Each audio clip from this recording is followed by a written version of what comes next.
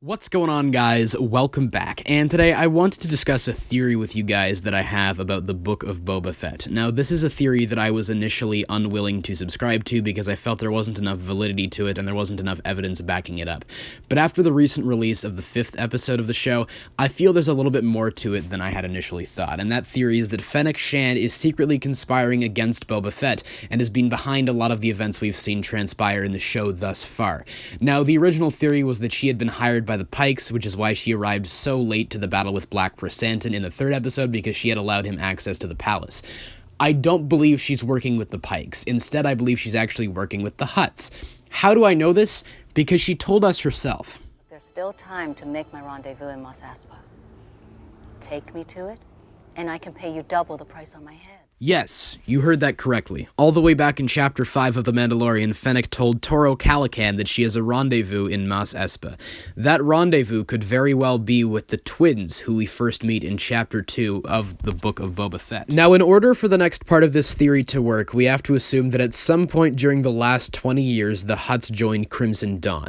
Now, the Hutts were originally a part of the Shadow Collective, a syndicate that Maul formed during the Clone Wars, made up of the Pikes, Black Sun, and the Hutts. The Hutts broke away from that syndicate at the end of the Clone Wars, but it is very possible that at some point during the Galactic Civil War, they did join Crimson Dawn, and we just don't know that yet. This would mean that they are in communication with the Pikes, whose spice shipment Boba put a stop to in Chapter 2 of the Book of Boba Fett. At the end of his encounter with the Pikes, Boba ordered them to return to their syndicate and report back to them as to what occurred there. I believe the Pikes returned to Crimson Dawn and reported what happened, which resulted in the Hutts piecing together the fact that Boba Fett was still out there in the desert somewhere, and after ordering a hit on his Tusken tribe, they dispatched Fennec Shand into the desert to search for him.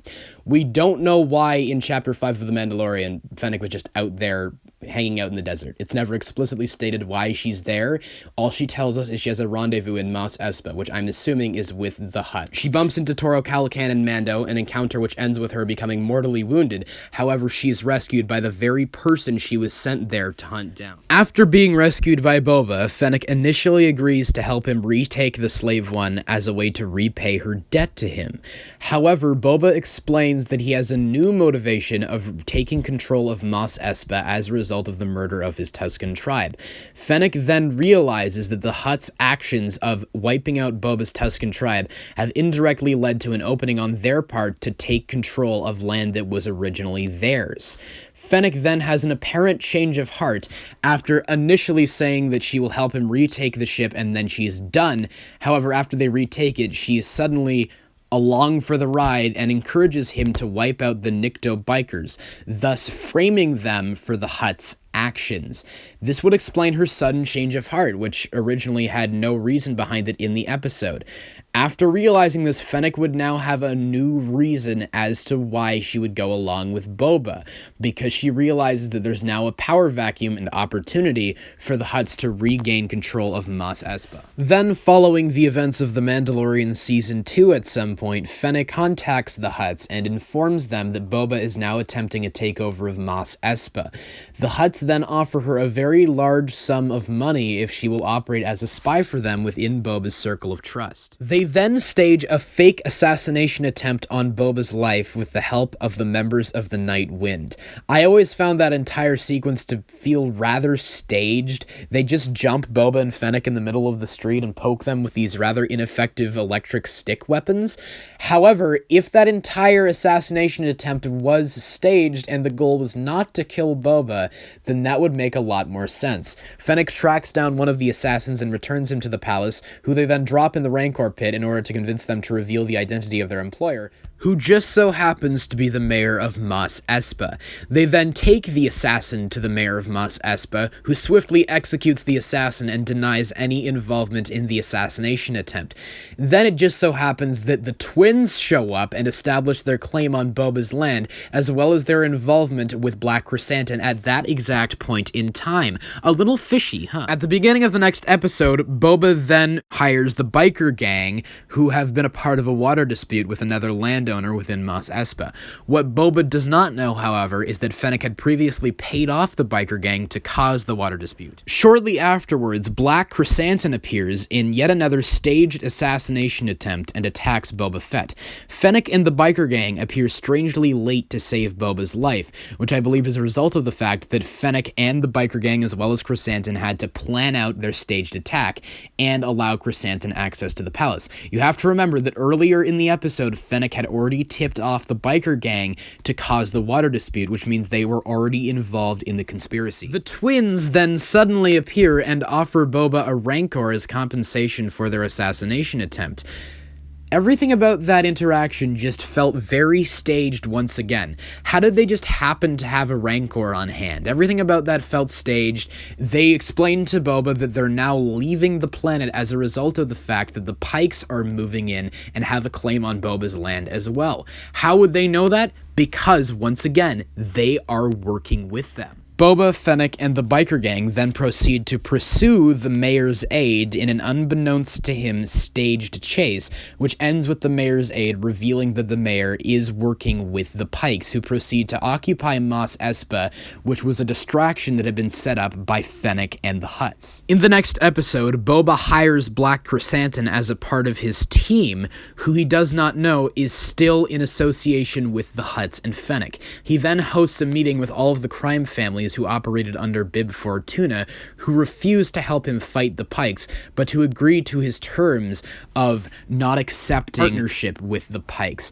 who were once again paid off as they are a part of the conspiracy that has been set up by Fennec, the Hutts, and the Pikes. After the meeting, Boba explains to Fennec that he's lacking in muscle, to which Fennec suggests they hire Mando as a part of their team. I always found that extremely strange, because they already have a lot of muscle as a part of their team.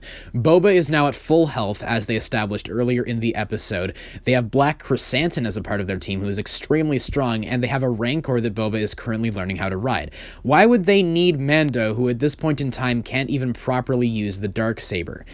This is when this theory gets really crazy. If you remember correctly, Fennec was a part of the mission with Boba and Mando to retake Grogu from Moff Gideon. She was there on the light cruiser when Mando, Bo-Katan, and Moff Gideon discussed the rules surrounding the darksaber and the ruler of Mandalore.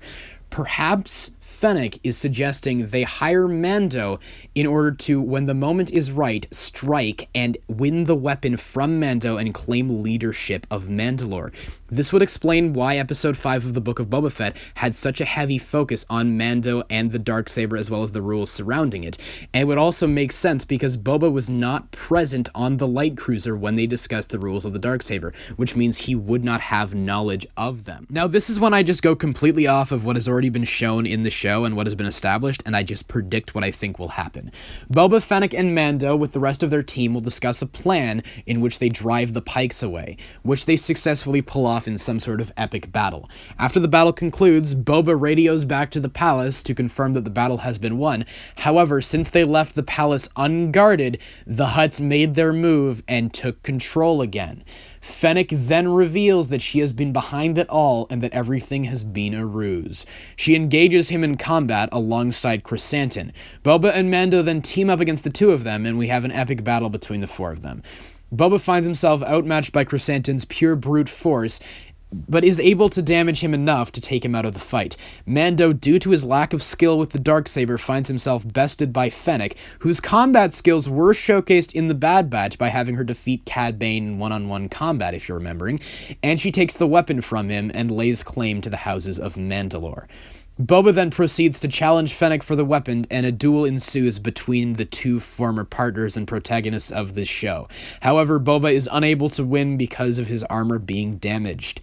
Boba and Mando then retreat and prepare to regroup and gather new allies, while Fennec and Chrysanthemum return to the Hutts with the news that they have won the battle for now. Now, there are two ways they could go with this. One is that Fennec returns to the Hutts, receives her payment and perhaps a promotion, or she simply disposes of them because she now has access to the darksaber and, as a result, the people of Mandalore. She would not only be in a seat of power within the criminal underworld, but also would have access to the entirety of the Mandalorian people.